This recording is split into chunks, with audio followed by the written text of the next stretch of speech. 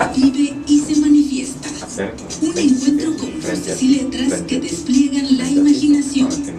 Acompáñanos en este viaje. Letras en tránsito.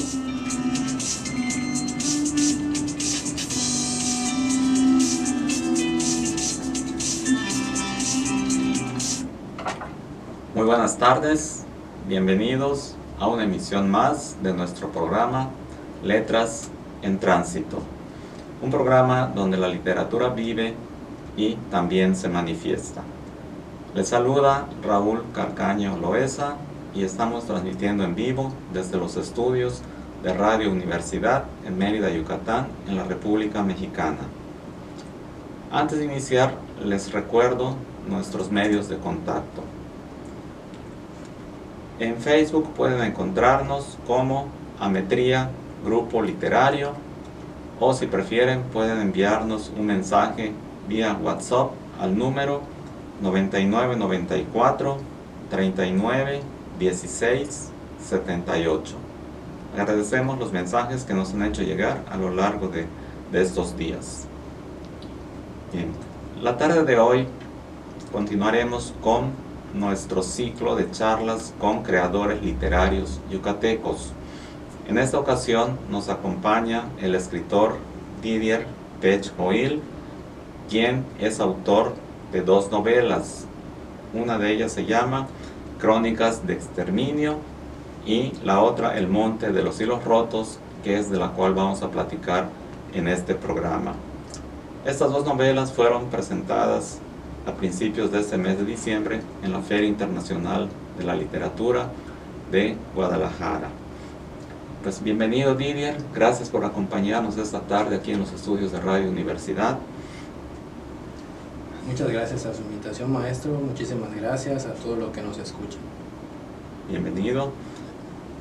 Bueno, Didier, entonces hoy vamos a platicar sobre El Monte de los Hilos Rotos. Para poner a nuestro auditorio en un contexto, pues es necesario mencionarles que El Monte de los Hilos Rotos es una novela de terror sobrenatural en la que tú combinas magistralmente la ficción con leyendas, con costumbres, con creencias y con mitos ancestrales de la cultura maya. Es una novela también en la que podemos decir a lo largo de su trama cobran vida leyendas como la de Huaychivo o también como la de la Iztabay. Todo dentro de una trama que a mí me parece bien planeada, y lo que me gusta también es que este enfoque hacia los mitos y leyendas y creencias mayas es un enfoque claramente literario.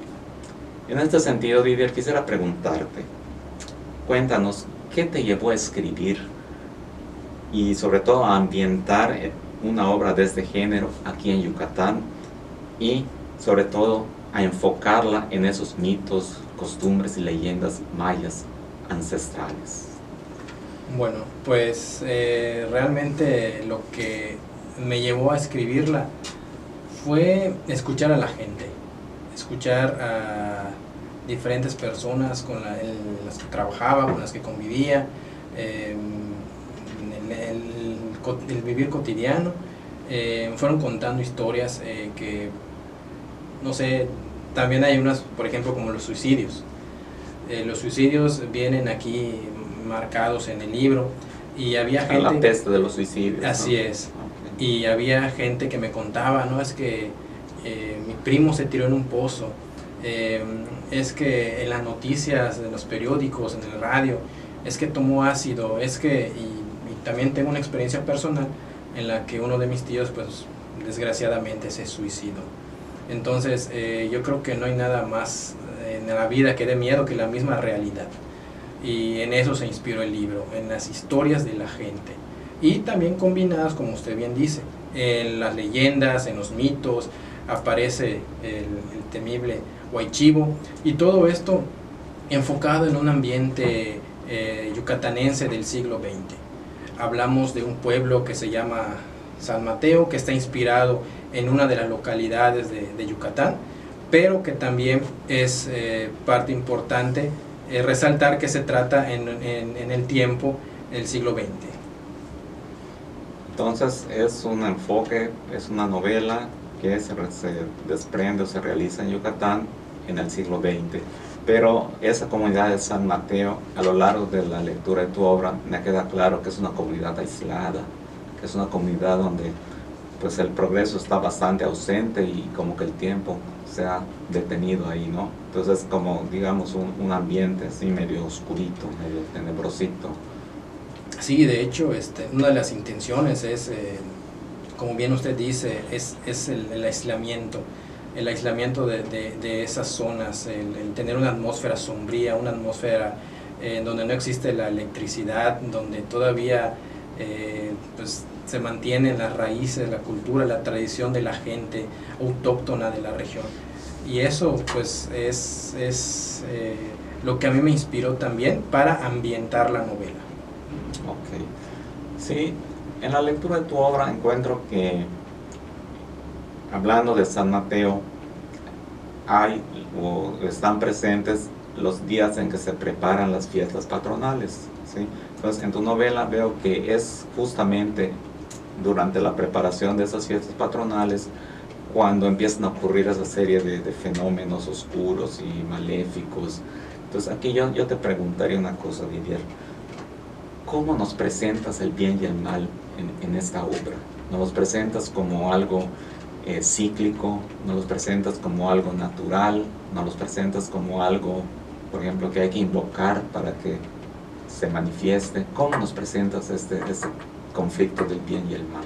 Pues usted le atinó a las primeras dos, o sea, cíclico y natural, pero también viene escenificado en uno de los capítulos, que es, voy a mencionar aquí brevemente, que es cuando don Jacinto, el anciano, el viejo del pueblo, baja y se ve con don Margarito en la piedra, ¿no? en frente de su casa, en la albarrada, y es de noche. Entonces don Jacinto baja con un quinqué. Entonces él observa que a través de la oscuridad, cómo ese quinqué atrae a los insectos, cómo esa luz atrae a los insectos y los relaciona. Como bien usted dijo, la parte de las fiestas, lo que viene siendo la luz, con la atracción de los demonios que infesta a San Mateo. Esa es como que la analogía descrita en la novela. Okay. Entonces es como algo cíclico y como algo natural, en cierto modo, en la visión que tienes tú en la novela. Sí. Correcto. Didier, ¿cuáles son los temas centrales de tu novela? ¿Qué temas manejas allá?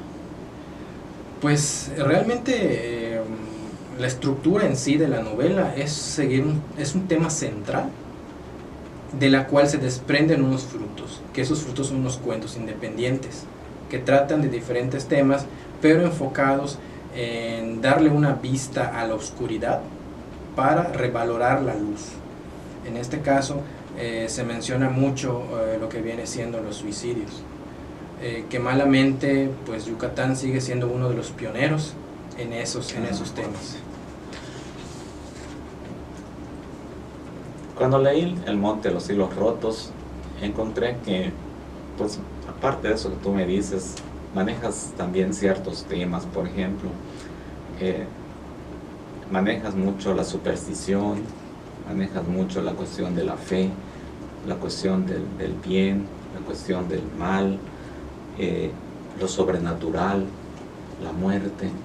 O sea, encontré implícitos dentro de eso que tú me acabas de decir, toda esta gama de temas que realmente a mí me parecen, ¿no?, que son muy abrazadores.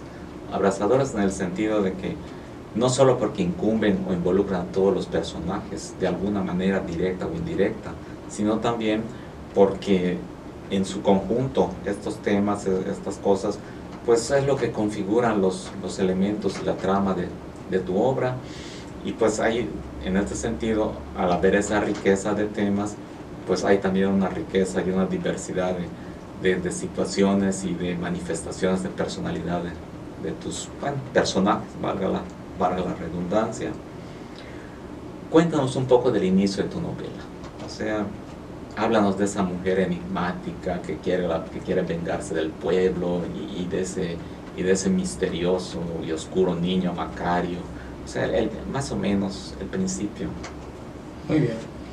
Bueno, la novela inicia en un incendio. Hay una casa y esa casa está incendiando. Entonces despierta una anciana en medio del incendio y pues comienza a escuchar la bulla que existe alrededor de la casa. Y pues no recuerda nada, pero se da cuenta que hay una multitud de gente que quiere matarla. Entonces de ahí ya comienza la historia un poquito fuerte. Sin entender lo que ella pudo haber hecho para merecer tal castigo, pues lo único que hace es defenderse. Y por lo tanto, defenderse al intentar huir, porque pues no puede hacer nada más que evadir a la gente y escaparse en medio del monte. Entonces en ese momento ella comienza a huir y nada más recuerda que su hermano vive en San Mateo.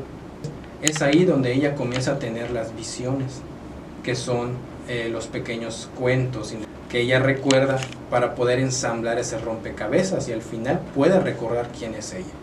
No es una historia lineal, sino viene siendo como un rompecabezas que tienes que armar, implica un cierto desafío para que tú puedas entender quién es este personaje principal llamada Aruna.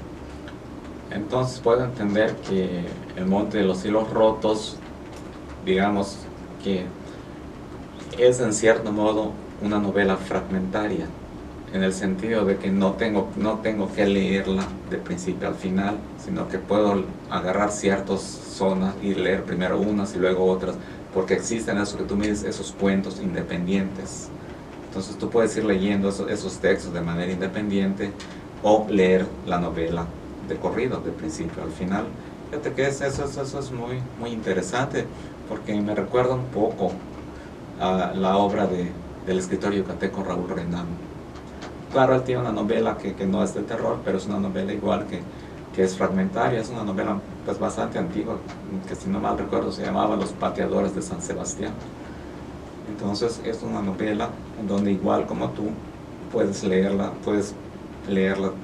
o sea, no tienes que seguir el orden de los capítulos, y eso en cierto modo igual le da cierto tipo de diferencia a la obra y en cierto modo también una mayor facilidad para leerla. Bueno, pues ya vamos al corte, vamos a ir a un corte durante el cual vamos a escuchar un intermedio musical en el que vamos a disfrutar esta pieza intitulada Itzapna, considerando que el trabajo de nuestro invitado gira en torno a los relatos sobrenaturales basados en la mitología. Entonces en este marco vamos a escuchar el tema Itzapna de Cristian Di Natale. Yucateco Didier Pech acerca de su obra El Monte de los Hilos Rotos. En el bloque anterior hablamos acerca del género de esta novela, mencionamos el enfoque que le da al bien y al mal en la obra, comentamos los temas centrales y ahora en este segundo bloque vamos a iniciarlo pidiéndole aquí a nuestro invitado que nos lea algunos breves fragmentos de la novela. Se llama el capítulo Estoy manchado. De la parte de los perros también sueñan. Y dice: cubierto de vómito y una pátina de mugre pegajosa en los pantalones, Margarito despertó a los pies de un arco. Desesperado, como quien despierta a destiempo, despegó la cara del vientre llagado del perro Pinto. La luz del mediodía le perforó los ojos, y de a poco se levantó con náuseas y malestar de borracho. Cubriéndose los ojos para acostumbrarse a la claridad, arrugó la cara para descubrir el nuevo horizonte. Después de elevar la vista, desató una encarnada lucha para ver lo que antes no podía. Se orinó en los pantalones. Apenas consciente, caminó a tientas sobre las calles de Tierra Blanca y entre imágenes borrosas y ecos lejanos, mantuvo la obstinación de llegar a casa. Quizá en el rumbo tuvo algo que ver la memoria del cuerpo, o tal vez el rastro cenizo de la misma calle gris que guardaba en la memoria, de la misma vía dolorosa que impregnó de amargo su espíritu, de la misma calzada sin retorno que lo condujo hacia el Calvario, ahí donde dolía todavía. Entre la delgada línea del repudio y la conciencia, algunos miraron, detrás de la albarrada, la marcha incierta de Margarito. Desde luego, era la hora más agitada del pueblo, y por eso las calles estaban llenas de movimiento, e incluso los niños gritaban con sus juegos. Sin embargo, Margarito, como vivo retrato de la peste, cubierto de un halo de moscas verdes, parecía detener el tiempo bajo la estela invisible de su presencia. La gente se alejaba de él, y el ruido de las calles se rompía, y aunque en verdad no parecía preocupado por enmendar los estragos de su imagen deplorable, caminaba a su ritmo, con la mirada perdida, sumada a la angustia de llegar a casa, porque muy en el fondo recordó que Tere, su esposa, había muerto. Bien. ¿Qué nos puedes decir de los personajes de esta novela, Vivir? ¿Qué nos puedes comentar de tus personajes? ¿Qué tipo de personajes creaste en esta novela para darles ese tono oscuro? Pues de hecho los cuentos son narrados por el personaje principal, que es Aruma, y ella pues es la que le da ese tinte, esa voz de oscuridad y del ambiente tétrico, de las crudas. Comienza a contar cómo es crudo las escenas de cada uno de los personajes. Y pues realmente los personajes me inspiré en la gente común, en la gente como nosotros, que tiene problemas normales, cotidianos, y pues también que tiene pasados, ¿no? que a veces nosotros mismos nos asustamos de lo que en algún momento hicimos en nuestra vida. Podríamos pensar que en esta novela encontramos entonces personajes creyentes, pero que al mismo tiempo son supersticiosos. Encontramos personajes con vidas trágicas, encontramos personajes con vidas misteriosas, con vidas tristes.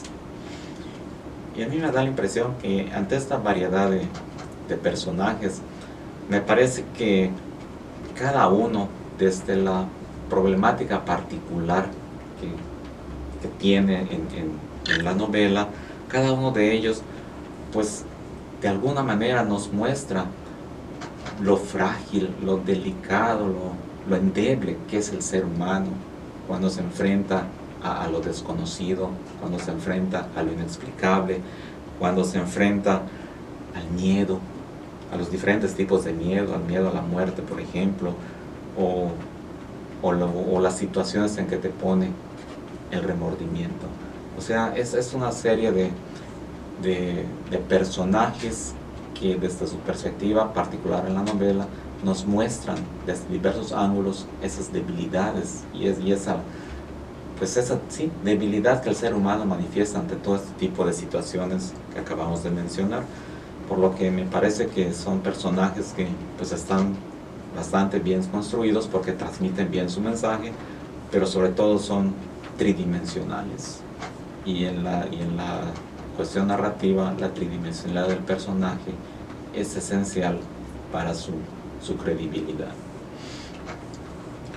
Bueno, léenos algunos otros fragmentos. Okay, ahorita les voy a leer para que nos escuchen la primera parte, que es lo que bien mencionaba hace un momento, que es la Macario Patas de Grillo, que es la primera parte. Dice: Macario Patas de Grillo, parte 1, el cuerpo sobre la mesa. Dicen que a unas horas de haber muerto a media calle, velaron al niño en las amargas entrañas de esa antigua posilga. Fue aquella noche de tormenta cuando el mal augurio, poco antes de medianoche, se desató en el velorio. El viento chilló entre los muros y el agua salvaje inclinó las flamas de las velas sembradas en la tierra escarlata. Recuerdo que los truenos de esa noche reventaron el cielo, pero también que el escándalo de la tormenta se deshizo por los gritos descompuestos de una mestiza tirada en el piso y el amargo llanto de Nazario, que aparragado sobre la mesa decorada de hierbas y flores, muy apenas podía, por el temblor de sus manos, acariciar el pálido rostro de su hijo Macario. Sobre la calle Cetrina, muy apenas alumbrada por las velas del velorio, asomó un hombre gordo de pelo hirsuto que muy atento detrás de la albarrada observaba bajo la lluvia el cuerpo amortajado del niño sobre la mesa.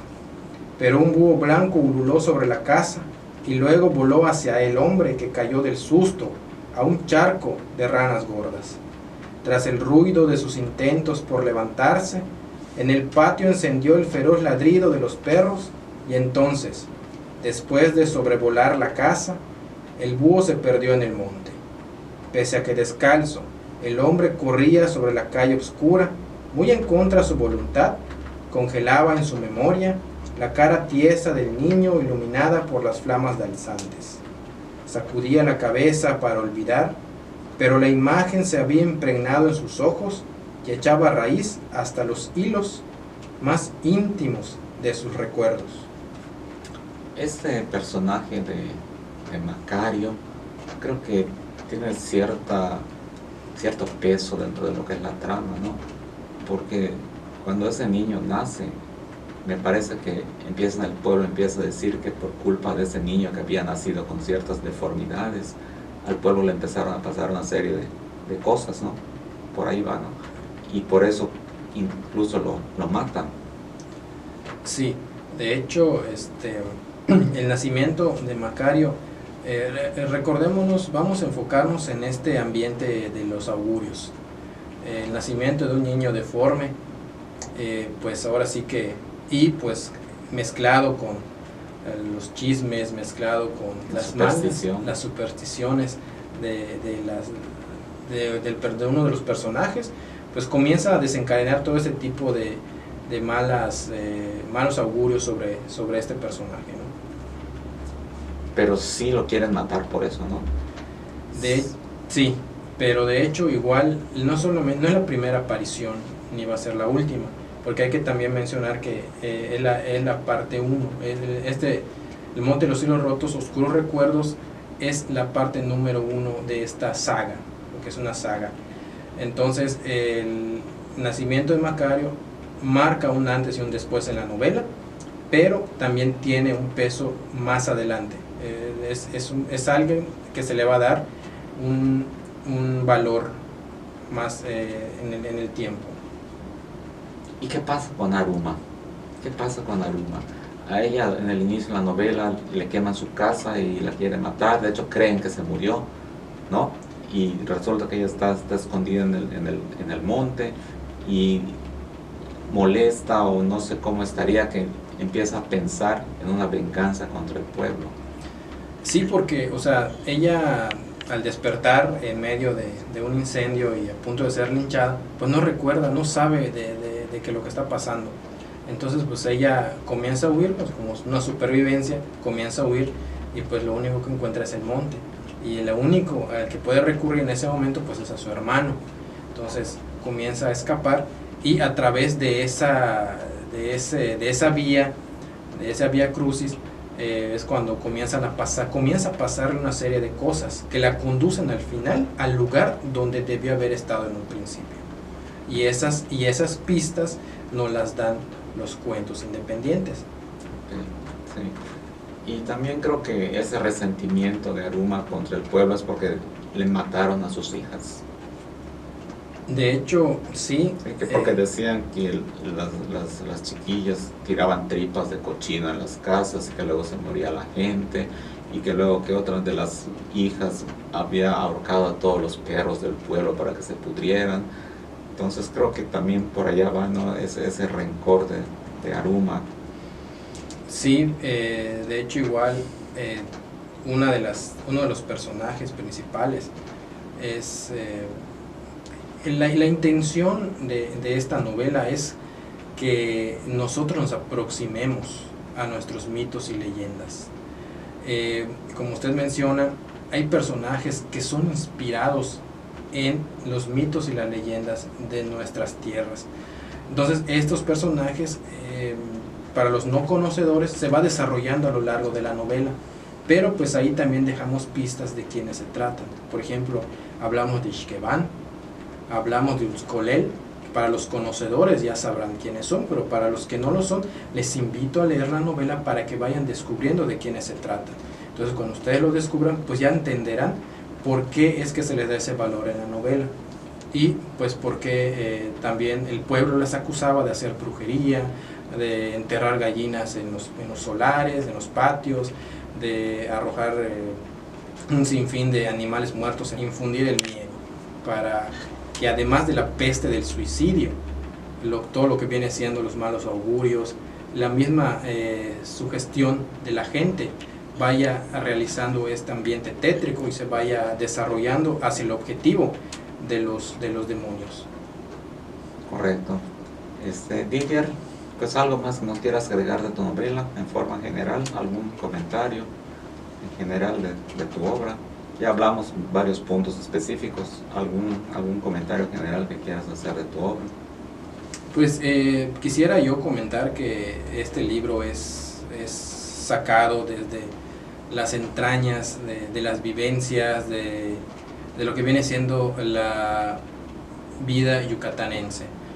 No lo mencionamos, pero también es importante decir que esta novela es inspirada en las consecuencias que trajo la guerra de castas. O sea, es una secuela. O sea, cómo es que eventos principales se van conduciendo hacia otros. Y pues no, a veces hay historias paralelas que no se les da el peso que debieran tener. Entonces, esta es como que una historia a consecuencia de la guerra de castas. Ok, bueno, en cierto modo influenciada por ese hecho histórico, ¿no? Bueno, ¿dónde podemos conseguir tus obras, Didier?